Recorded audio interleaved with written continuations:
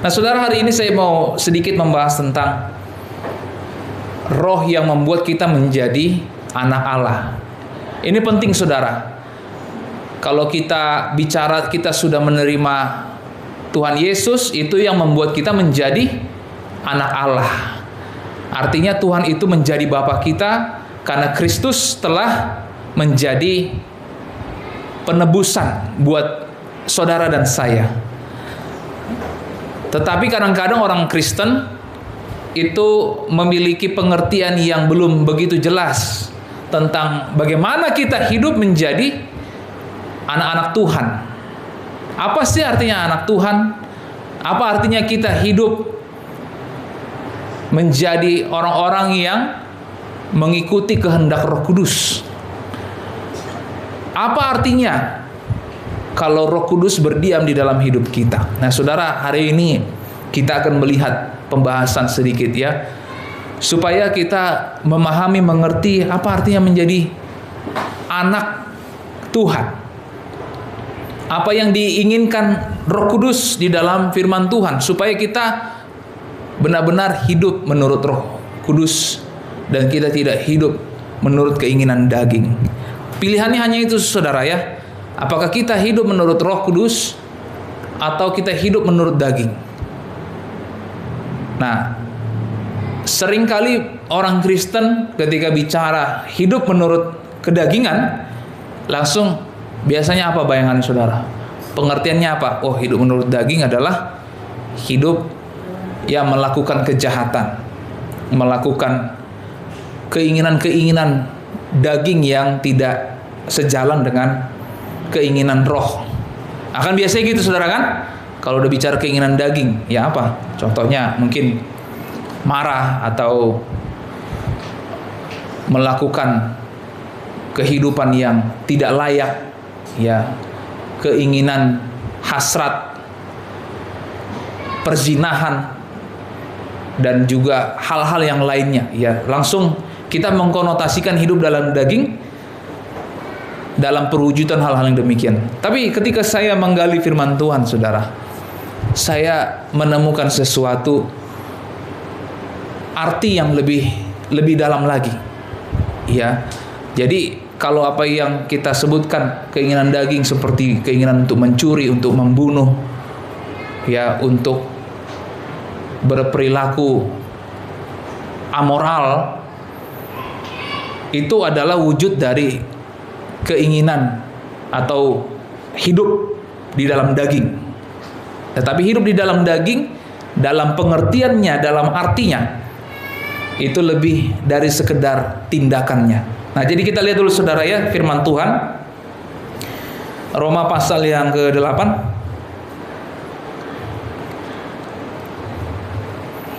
Kita baca dari ayat 1 dan seterusnya, nanti sejauh apa kita bisa membahas hal ini. Nah, menyambung dengan khotbah dari minggu lalu, sebagaimana yang sudah disampaikan dari Bapak Maripen dan Ibu Friday, kita baca di ayat 1, demikianlah sekarang tidak ada penghukuman bagi mereka yang ada di dalam Kristus Yesus. Nah, saudara, sedikit saya uraikan sebelumnya mengapa ayat ini disampaikan. Ya, Paulus menceritakan bagaimana bahwa dirinya sendiri itu menghadapi juga gejolak di dalam tubuhnya, dan dia mengatakan bahwa keinginannya untuk melakukan kehendak Tuhan, untuk melakukan firman Tuhan itu ada di dalam dirinya, tetapi secara tubuh manusia, ya, selalu ada keinginan untuk melakukan sesuatu yang jahat, yang tidak sesuai dengan firman Tuhan. Ditambah dengan adanya hukum Taurat. Nah, ini di pasal 7 nanti saudara bisa baca ya. Jadi apa artinya, saudara, bahwa keinginan daging itu dirangsang oleh hukum Taurat katanya. Kita bicara hukum Taurat, itu hukum Taurat yang dipercaya oleh bangsa Israel pada saat itu sebagai hukum yang harus ditaati, dipatuhi. Sehingga ukuran ketaatan, ukuran kesucian seseorang itu diukur dari hukum Taurat. Tetapi kita tahu bahwa hukum Taurat itu tidak bisa sepenuhnya dilakukan karena manusia tidak ada seorang pun yang bisa memenuhinya. Ya, seperti kata Pak Maripin minggu lalu. Bapak Ibu Saudara ingat nggak? Ya, dikatakan hukum Taurat itu hukum Musa. Ya, gigi ganti gigi, mata ganti mata. Kalau itu diterapkan hari ini, mungkin saudara dan saya banyak yang kekurangan anggota tubuh kali ya. Karena mungkin nanti ada yang tangannya buntung, kakinya buntung. Karena apa saudara? Ya, semua hukum itu dibalas sesuai dengan perbuatannya. Nah, tapi Paulus mengatakan justru dengan adanya hukum Taurat itu merangsang keinginan dosa di dalam diri seseorang untuk melakukan dosa. Nah, itu kurang lebih saudara ya. Sehingga dia mengatakan, terpujilah Tuhan Yesus Kristus bahwa oleh karena dia mengambil rupa menjadi manusia, dia menjadi jalan keselamatan. Dan dikatakan apa saudara? Demikian sekarang tidak ada penghukuman bagi mereka yang ada di dalam Kristus Yesus. Jadi kita bukan orang-orang yang ada di dalam penghukuman. Amin. Ya, saudara harus yakin itu, karena itu firman Tuhan sendiri yang mengatakan. Ya, coba kita katakan, saya bukan orang yang dihukum. Saya bukan orang yang dihukum. Yang kedua, Roh yang memberi hidup telah memerdekakan kamu di dalam Kristus dari hukum dosa dan hukum maut. Nah, jadi saudara, Roh itu yang memberikan hidup, yang memberikan kemerdekaan. Roh yang memberikan hidup. Nah, kadang-kadang banyak orang berpikir kebalikannya. Oh, kamu benar dulu, baru Roh itu masuk ke dalam kamu. Oh, kamu harus melakukan hal yang demikian, ya seperti ini, seperti itu.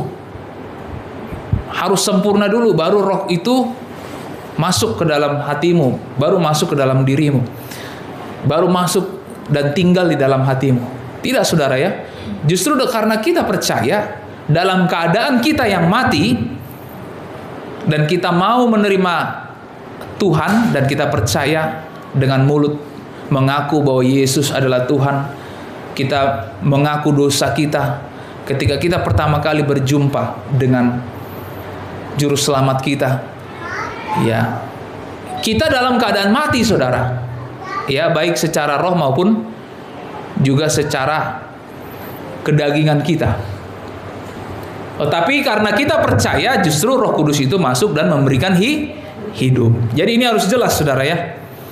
Roh Kudus itu justru yang memberikan hidup bagi orang percaya.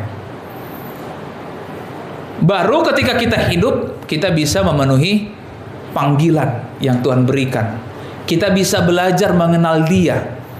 Karakter kita mulai diperbaharui. Semakin hari kita mengalami pertobatan. Pertobatan yang ada di dalam pikiran kita, metanoia. Dengan begitulah kita menjadi semakin serupa dengan Kristus. Semakin disempurnakan dengan Kristus. Artinya semakin kita terus ingin hidup sebagaimana Tuhan Yesus hidup. Nah, jadi ini perlu kita tegaskan saudara. Ya, ada aja yang juga mengatakan, wah, sempurna dulu baru Roh Kudus masuk ke dalam hatimu. Sempurna dulu baru Roh Kudus mau berdiam. Kalau nggak sempurna, sudah masuk nanti keluar lagi. Ya, saudara, sepanjang kita percaya kepada Kristus, Roh Kudus yang berdiam dalam hati kita, dan kita semakin dibaharui. Nah, saudara, ayat yang ketiga, sebab apa yang tidak mungkin dilakukan hukum Taurat karena tak berdaya oleh daging, telah dilakukan oleh Allah dengan jalan mengutus anaknya sendiri dalam daging, yang serupa dengan daging yang dikuasai dosa karena dosa. Ia telah menjatuhkan hukuman atas dosa di dalam daging. Saya pikir kita sudah cukup memahami ya bahwa Yesus itu adalah jembatan. Dia mengambil rupa manusia, dia memiliki daging, walaupun dagingnya tidak memiliki dosa, dan dia dihukum di atas kayu salib menggantikan kita sebagai orang-orang hukuman. Kan begitu, saudara? Nah, jadi ketika kita berbicara tentang kita menjadi anak Tuhan, maka kita perlu menyadari bahwa pekerjaan Roh Kudus itu justru yang memampukan kita untuk menjadi anak-anak Tuhan. Nah, ini hal yang perlu kita sadari, saudara, setiap hari, bahwa Roh Kuduslah yang memberikan kita kemampuan menjadi anak-anak Tuhan. Ayat 4, supaya tuntutan hukum Taurat digenapi di dalam kita, yang tidak hidup menurut daging, tetapi menurut roh. Sebab mereka yang hidup menurut daging memikirkan hal-hal yang dari daging. Mereka yang hidup menurut roh memikirkan hal-hal yang dari roh. Karena keinginan daging adalah maut, tetapi keinginan roh adalah hidup dan damai sejahtera. Ayat 7, sebab keinginan daging adalah perseteruan terhadap Allah, karena ia tidak takluk kepada hukum Allah. Hal ini memang tidak mungkin baginya. Mereka yang hidup dalam daging tidak mungkin berkenan kepada Allah. Nah, jadi saudara, saya menyadari bahwa ketika Roh Kudus itu kita terima, kita percaya bahwa Yesus itu adalah Tuhan, maka kita tidak lagi hidup di dalam daging. Amin. Kadang-kadang kita agak abu-abu ya dalam mengartikan ini. Artinya sebentar kita hidup menurut daging, sebentar kita hidup menurut roh. Nah, saudara, saya pikir kita harus jelas membedakan antara hidup menurut daging dan perbuatan daging. Ya, itu dua hal yang berbeda. Ya, perbuatan daging itu segala hal keinginan kita sebagai manusia. Ya, perbuatan daging di sini tidak bicara tentang makan gitu ya, enggak ya saudara ya, bukan tentang keperluan kebutuhan kita sebagai manusia secara fisik, tapi keinginan daging di sini lebih kepada adanya dosa yang mengendap di dalam daging kita ini. Ya, di pasal 7 Paulus mengatakan bahwa kalau saya melakukan sesuatu yang tidak sesuai dengan hukum Allah, itu adalah dosa yang melakukannya, katanya. Jadi artinya di dalam daging ini ada tetap keinginan untuk melakukan sesuatu yang bertentangan dengan hukum Allah. Ya, ayat yang ke-8 sekali lagi kita baca, saudara ya. Ini penting, satu poin yang harus kita bawahi. Mereka yang hidup dalam daging tidak mungkin berkenan kepada Allah. Nah, jadi saudara, ini menjadi sesuatu yang menegaskan bahwa kita harus percaya kita hidup di dalam roh. Ayat 9, tetapi kamu tidak hidup dalam daging, melainkan dalam roh. Jika memang roh Allah diam di dalam kamu. Tetapi jika orang tidak memiliki roh Kristus, ia bukan milik Kristus. Ya, luar biasa saudara, artinya yang kita baca ini bukan sesuatu yang sulit ya, seperti pelajaran kuliah mungkin si Lydia belajar akuntansi ya dengan Margaret. Bukan seperti kita mau membuat roket atau sesuatu yang sangat dipahami, sulit dipahami dengan logika manusia ya, atau dengan kita memerlukan otak seperti Einstein baru kita memahami ini. Tidak saudara ya. Saya pikir apa yang dijelaskan ini cukup jelas ya. Tetapi kamu tidak hidup dalam daging, melainkan dalam roh. Jika memang roh Allah diam di dalam kamu, tetapi jika orang tidak memiliki roh Kristus, ia bukan milik Kristus. Jadi saudara, hari ini perlu kita tegaskan di dalam hati, saya ini milik Kristus. Roh Kudus itu ada di dalam diri saya. Kata berdiam di sini itu saudara dalam bahasa aslinya itu bisa disamakan dengan orang yang membeli rumah contohnya gitu ya, atau ada rumah kosong, lalu ada orang yang menempati rumah itu. Kalau orang menempati rumah, maka dialah yang menjadi penghuni atas rumah itu. Dialah yang mengatur bagaimana letak barang-barang ataupun apa yang ada isinya di dalam rumah itu, saudara. Jadi artinya apa? Kalau Roh Kudus berdiam, itu artinya Dia yang menghuni hidup kita. Dia yang mengisi hati kita. Ya, dan Dia mengarahkan hidup kita supaya kita melakukan kehendak Bapa. Bukan berarti semuanya, segala perbuatan kita menjadi sempurna. Tapi yang perlu kita pahami, ya, Roh Kudus itu berdiam. Karena apa, saudara? Karena kita sudah menerima Kristus sebagai Tuhan dan Juru Selamat. Ya. Nah, saya bergumul melihat apa sih artinya hidup dalam roh, hidup dalam daging. Dan Tuhan mengarahkan saya ya di Roma pasal yang ke-7, saudara. Ya. Hidup dalam daging ialah keinginan untuk menuruti hukum Allah berdasarkan perbuatan baik sebagai manusia. Coba kita lihat dari perikop sebelumnya ya, Roma 7. Roma 7 ayat 21, saudara. Supaya kita punya pengertian yang sama apa artinya hidup dalam daging. Roma 7 ayat 21.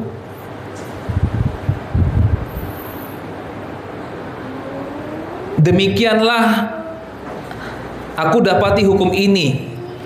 Jika aku menghendaki berbuat apa yang baik, yang jahat itu ada padaku. Ya, unik, saudara ya. Unik ya. Kalau kita ingin mau melakukan hukum Allah, apa yang kita anggap baik supaya kita menyenangkan Allah, kata Paulus, selalu ada yang jahat itu ada padaku, katanya. Nah, itu adalah salah satu bentuk hidup dalam daging. Artinya dia mau menyenangkan Tuhan dengan kedagingannya, dengan kemampuannya. Oh, saya ingin menyenangkan Tuhan. Oh, saya ingin melakukan hukum Allah dengan kemampuan saya.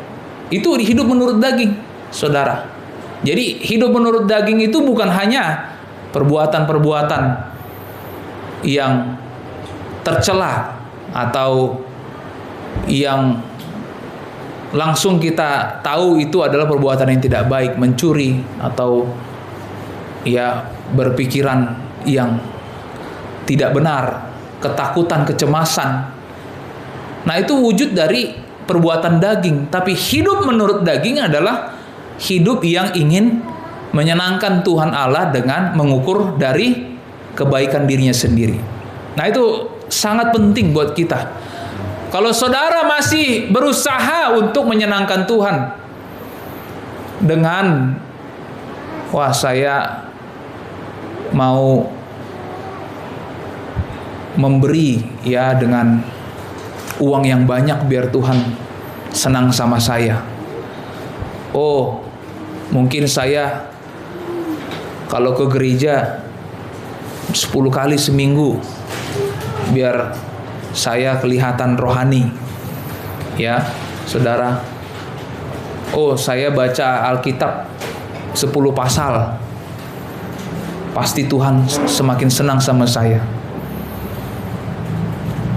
Akhirnya apa ya? Dia menunjukkan kemampuan-kemampuan dirinya. Padahal ketika membaca Alkitab, saudara, justru 2-3 ayat saja itu sangat bermakna. Nah, kalau orang punya keinginan untuk membaca Alkitab cepat-cepat dalam 1 tahun, saya melihat apakah itu efektif gitu ya. Walaupun itu bukan hal yang salah ya, tapi apakah itu benar-benar bermanfaat? Wah, saya baca Alkitab 1 tahun bisa 3 kali bolak-balik, katanya gitu kan. Dari yang bahasa Inggris, bahasa Yunani, bahasa Ibrani, sudah saya baca semua gitu. Tapi pertanyaannya, bermanfaat enggak? untuk dirinya sendiri. Ya. Karena membaca firman Tuhan itu juga bukan hanya baca kan Saudara. Amin. Bukan hanya oh ya begini. Oh pasal 1, pasal 2. Tapi kan membaca Alkitab itu perlu ada perenungan, ya, perlu direnungkan Saudara. Nah, jadi kalau kita masih menganggap bahwa segala upaya kita, perbuatan baik kita itu menyenangkan Tuhan, sehingga itu meluputkan kita dari dosa, maka itu adalah hidup di dalam daging. Nah, Saudara, ayat yang ke-22, sebab di dalam batinku aku suka akan hukum Allah. Ya, ini tadi yang saya sampaikan, hukum Allah. Hukum Allah menurut orang Yahudi adalah hukum Taurat, Saudara. Amin. Ya, hukum Taurat itu sering saya sampaikan ada tiga. Hukum 2 loh batu. Apalagi Saudara? Hukum Taurat, hukum untuk melakukan peribadatan, keimamatan. Yang ketiga, hukum sipil, hukum yang mengatur kehidupan masyarakat satu sama lain. Nah, itu ada bagian dari hukum Taurat, Saudara. Ada yang datang dari Tuhan, ada yang dibuat oleh pemimpin orang-orang ahli Taurat, orang-orang Farisi. Nah, itu kan hukum yang dibuat sangat banyak, Saudara, ya. Nah, kalau kita bicara hukum Allah, kita bicara tentang hukum Taurat. Ayat 22 sekali lagi kita baca, ya. Sebab di dalam batinku aku suka akan hukum Allah. Ya, semua orang ingin melakukan hukum Allah, hukum Taurat. Hukum Taurat itu sempurna dan tidak salah. Kita nggak mengatakan hukum Taurat itu hukum yang cacat. Tidak, Saudara. Hukum Taurat itu justru karena terlalu sempurna, sulit untuk dilakukan. Jadi kata Paulus, saya sih senang dengan hukum Allah itu, ya, hukum Taurat itu. Tapi semakin saya ingin melakukannya, semakin menunjukkan saya manusia berdosa. Ya, kurang lebih seperti itulah yang Paulus sampaikan. Ayat 23, tetapi di dalam anggota-anggota tubuhku aku melihat hukum lain yang berjuang melawan hukum akal budiku dan membuat aku menjadi tawanan hukum dosa yang ada di dalam anggota-anggota tubuhku. Jadi itulah tadi yang saya sampaikan. Hidup dalam daging artinya kita berusaha ingin menyenangkan Tuhan di dalam cara-cara kita sendiri. Tetapi semakin kita ingin melakukannya, semakin besar kekurangan kita itu muncul. Sifat dosa kita itu muncul, Saudara. Ayat 24, aku manusia celaka, siapakah yang akan melepaskan aku dari tubuh maut ini? Syukur kepada Allah oleh Yesus Kristus Tuhan kita.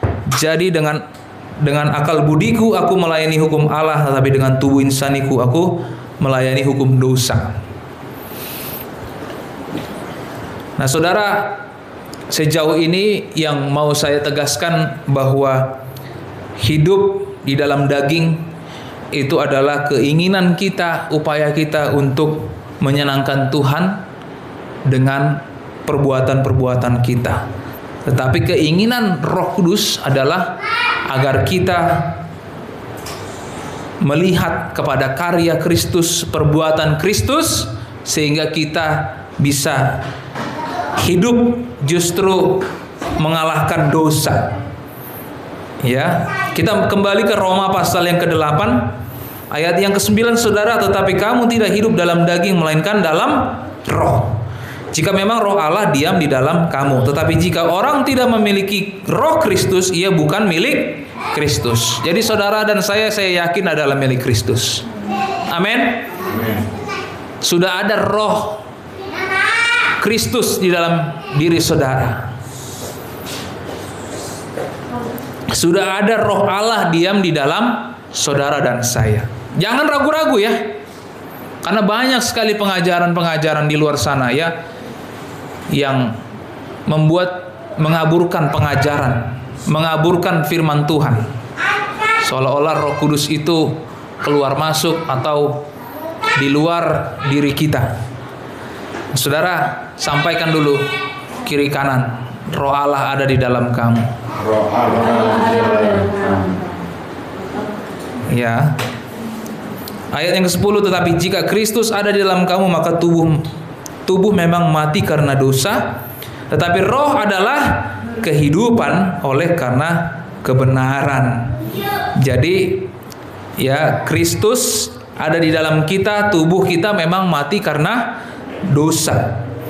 Ayat 11, dan jika roh Dia yang telah membangkitkan Yesus dari antara orang mati diam di dalam kamu, maka Ia yang telah membangkitkan Kristus Yesus dari antara orang mati akan menghidupkan juga tubuhmu yang fana itu oleh Roh-Nya yang diam di dalam kamu. Jadi artinya apa sih? Kalau kita meninggal karena ada Roh Kudus di dalam diri kita, tubuh kita ini nanti pun akan dibangkitkan. Amin, saudara. Karena seperti yang dilakukan Roh Kudus terhadap Yesus Kristus, Dia dibangkitkan. Nah kan gitu kan, kurang lebih kan bacaan kita hari ini ya. Karena ada Roh Allah di dalam diri kita, ketika kita mati maka kan dibilang tuh, tubuhmu yang fana. Tubuh yang fana ya ini kan saudara kan, tubuh yang ada yang kita hidupi saat ini itu akan dibangkitkan kembali gitu. Ketika kita meninggal dunia, ketika kita mati nanti, kita percaya pada zaman akhir kita akan dibangkitkan karena roh itu ada di dalam diri kita. Jadi kalau manusia yang tidak memiliki roh Kristus, roh Allah, dia dibangkitkan apa tidak, saudara? Tidak ya. Ayat yang ke-12, jadi saudara-saudara, kita adalah orang berhutang, tetapi bukan kepada daging supaya hidup menurut daging. Kalau kita tidak berhutang menurut daging, kepada daging, berarti kita berhutang kepada siapa, saudara? Kita berhutang kepada Roh Kudus. Amin. Jadi kita punya utang sama Roh Kudus karena kita sudah diberikan kehidupan. Ya, ini ada di Alkitab ya, tapi sepertinya jarang gitu dikhotbahkan, disampaikan. Kita punya utang untuk kita hidup sama dan kita semakin diperbaharui hari demi hari untuk semakin serupa dengan Kristus.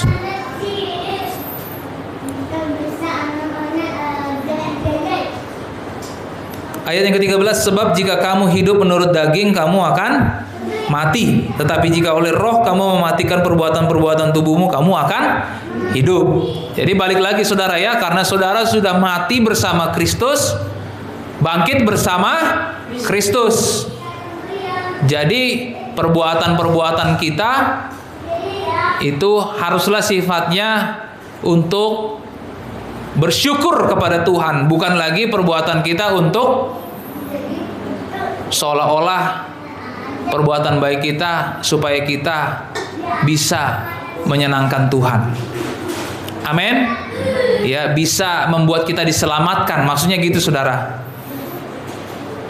Jadi kehidupan kita sebagai orang percaya dikatakan jika kamu hidup menurut daging, kamu akan mati. Kalau kita menginginkan kita menyenangkan Tuhan dengan upaya-upaya kita yang tadi saya sampaikan ya, seolah-olah kita rohani, seolah-olah kita berdoa 5 jam satu hari, barulah itu kelihatan lebih rohani dari yang berdoa 1 jam, contohnya begitu ya. Saudara punya penilaian saudara lebih rohani dari orang lain, itu adalah hidup menurut daging. Dan sikap seperti itu akan membawa saudara kepada kematian roh.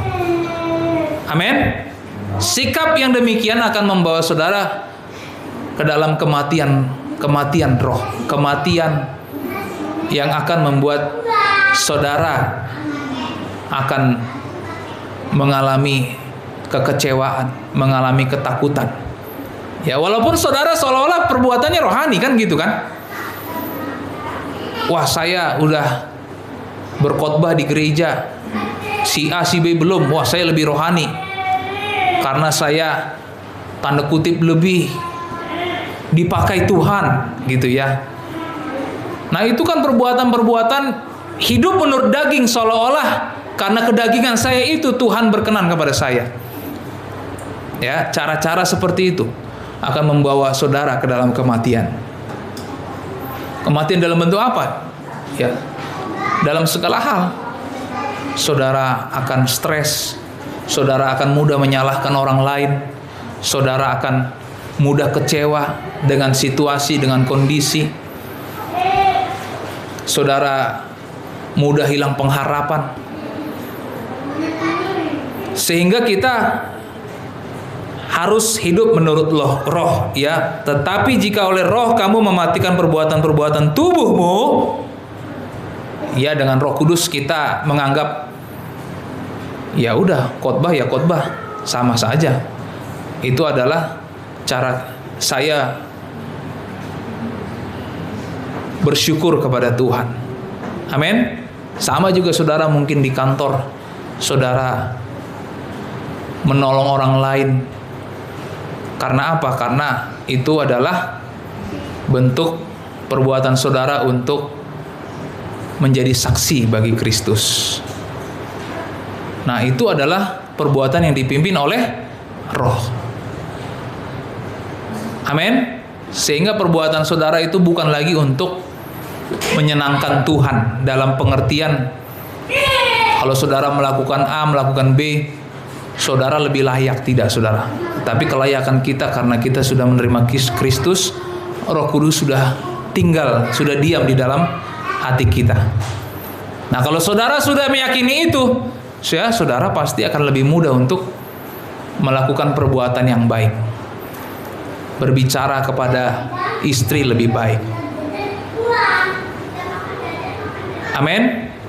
Ya, berbicara kepada anak-anak juga dengan baik. Ya, banyak saudara ya orang-orang di luar sana ya sebagai orang tua menganggap anak-anaknya itu berhutang sama orang tuanya. Jadi ekspektasinya bahwa anak itu harus gitu ya selalu memuaskan seluruh keinginannya. Karena anak itu dianggap investasi ya. Jadinya dituntut segala macam. Nah, itu kan pemikiran-pemikiran yang tidak berasal dari Roh Kudus. Amin, saudara. Kalau kita yang sudah mengenal kebenaran, mengenal Tuhan, ya kita akan melihat anak-anak kita sebagai pewaris kerajaan sorga. Kita tidak akan banyak menuntut apa-apa dari anak-anak kita. Justru dengan kita mengasihi mereka, mereka akan membalas kasih itu dengan tanpa sikap yang terpaksa. Nah, itu yang juga saya tanamkan ya dengan istriku ya, dengan anakku. Ya, kita kalau Misela sudah besar, jangan kita bebankan dia dengan apa-apa. Nah, saudara, begitu juga dengan anak-anak kita ya. Apa yang Roh Kudus inginkan bagi anak-anak kita, ya mari kita ajari mereka tujuan hidup mereka di dunia ini. Amin. Karena kan pengertian tentang Tuhan itu justru dimulai dari keluarga. Kalau kita mengajarkan bahwa keberhasilan itu hanya mengejar karir, ya maka nanti anak-anak kita akan bertumbuh mengejar karir. Walaupun karir itu tidak salah, prestasi itu tidak salah. Amin. Tapi kalau kita mengajarkan bahwa hidup ini adalah mendapatkan karir yang hebat, maka anak-anak kita nanti tumbuh besar ya mengutamakan karir dari segala hal apapun. Nah, saudara, hidup kita saya yakin tidak tergantung kepada karir. Amin. Saya yakin tujuan hidup orang Kristen bukan untuk mendapatkan karir yang terbaik atau karir yang paling hebat yang dianggap orang dunia ini. Ya, sama dulu seperti Bapak almarhum kan, Bapak saya. Dia itu ingin kami berprestasi. Tapi kalau nanti ada hal-hal yang sekiranya berkaitan dengan pencapaian sesuatu ya, atau misalkan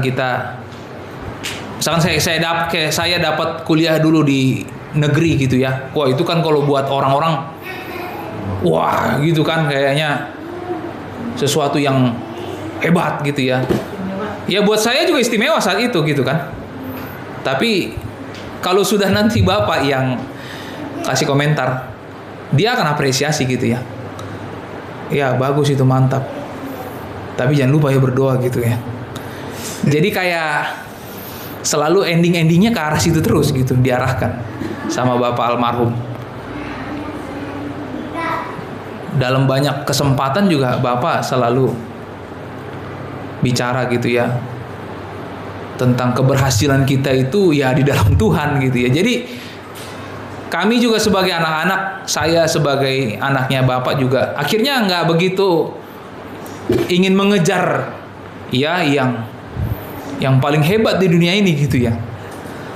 Tapi justru dia mengarahkan kami untuk hidup melayani Tuhan.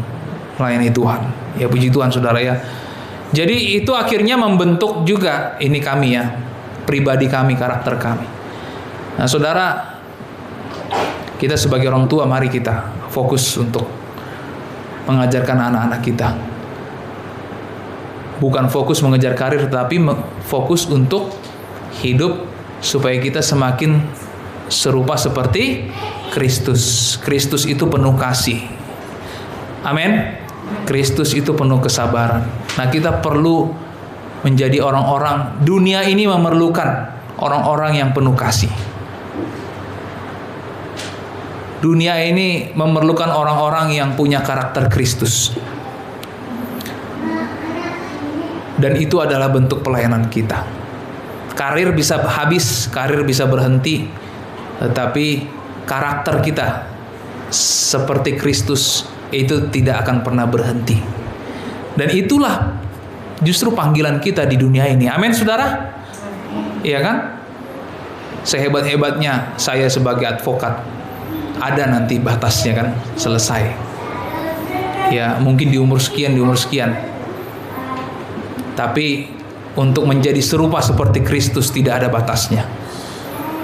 Tidak ada batasnya. Ayat 14, semua orang yang dipimpin oleh Roh Allah adalah anak Allah. Nah inilah saudara ya, endingnya orang yang dipimpin Roh Allah menjadi anak Allah. Jadi itulah syarat mutlak kita menjadi anak Allah, karena kita memiliki Roh Allah di dalam diri kita. Kalau ada yang mengatakan saya anak Allah, tapi saya nggak tahu deh Roh Allah itu ada nggak di dalam diri saya, ya berarti dia bukan anak Allah. Amin saudara.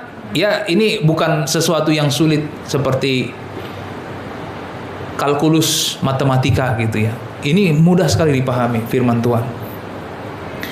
Ayat 15, sebab kamu tidak menerima roh perbudakan yang membuat kamu menjadi takut lagi, tetapi kamu telah menerima roh yang menjadikan kamu anak Allah. Oleh roh itu kita berseru ya Aba ya Bapa. Nah, jadi saudara, kita mengikut Tuhan itu, sikap kita itu sikap budak atau sikap anak. Ya kan saudara? Karena ayat 15 dikatakan kamu tidak menerima roh perbudakan, tetapi roh itu yang menjadikan kamu anak Allah. Apa sih artinya roh perbudakan? Saudara mau menyenangkan Tuhan itu seperti karyawan dengan majikan. Oh iya, oh maunya begini ya. Oh iya, siap gitu ya. Tapi saudara melakukan itu karena saudara anak buahnya gitu. Tapi yang Tuhan ingin ketika kita mau melakukan apa yang baik, karena kita adalah anak-anaknya. Nah jadi saudara, itu juga bisa kita ukur dari iman kita setiap hari gitu ya. Apakah kita akan mengatakan Allah itu sedang benci kepada kita, sedang marah kepada kita? Apakah Allah itu tidak berkenan kepada kita? Itu roh perbudakan saudara. Amin. Itu bentuk roh perbudakan. Saya gara-gara belum saat teduh. Saat teduh saya belum jam 4 pagi. Tuhan marah nggak ya? Itu roh perbudakan. Karena dia selalu merasa bersalah, selalu punya kewajiban untuk menyenangkan Tuhan seperti seorang majikan gitu. Tapi kalau kita sebagai seorang anak, kita yakin. Ya, saya yakin Allah itu berkenan kepada saya. Karena saya ada di dalam Kristus. Nah, justru dengan begitu, roh anak seperti itu akan membuat saya semakin rindu untuk berdoa. Amin. Amin, saudara. Jadi apa yang saya sampaikan ini, saya rindu juga saudara bisa menghidupinya. Ya, seperti yang saya sampaikan. Mesbah doa dan juga pemuritan keluarga. Saya ingin saudara melakukan itu sebagai kita anak Allah, bukan sebagai budak. Wah, gara-gara saya Kristen saya harus begini ya, harus begini, harus punya mesbah keluarga. Enggak. Ya, tapi karena kita sebagai anak, kita melakukan yang Tuhan inginkan. Ada doa di dalam keluarga kita. Ada pembacaan firman Tuhan di dalam keluarga kita. Apakah kita sudah melakukannya, saudara? Itu hal yang paling utama sebagai orang percaya. Ya, yang terakhir, roh itu bersaksi bersama-sama dengan roh kita bahwa kita adalah anak-anak Allah. Jadi Roh Kudus itu yang bersaksi, saudara. Unik ya. Kalau saksi itu kan biasanya di persidangan, saudara, di pengadilan, atau sidang apapun lah yang ada saksi. Jadi Roh Kudus mengatakan kepada Allah, ini loh anak-anak Allah. Amin. Mengerti nggak, saudara? Jadi ibaratnya dalam sidang nih, ya ibaratnya Allah itu hakim. Kita sebagai orang yang disidang, ya Roh Kudus itu mengatakan itu kan, saudara kan? Ayat 16, roh itu bersaksi bersama-sama dengan roh kita bahwa kita adalah anak-anak Allah. Jadi Roh Kudus itu, roh Tuhan itu membela kita, bayangin saudara kan? Luar biasa ya, Roh Kudus kasih Allah itu luar biasa gitu. Ayat yang ke-17, dan jika kita adalah anak, maka kita juga adalah ahli waris. Nah, ini udah hak. Nanti kita bicara ini di kesempatan berikutnya.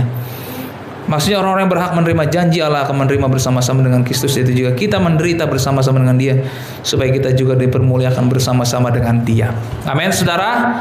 Ya, pada hari ini kita belum bicara tentang hak kita sebagai anak Allah untuk menerima warisan dari Allah. Tapi pada hari ini dengan waktu kita yang terbatas, saya ingin menyampaikan bahwa saudara adalah anak-anak Allah karena Roh Kudus sudah ada berdiam di dalam hidup saudara. Saudara adalah orang-orang yang hidup di dalam roh, bukan hidup di dalam daging.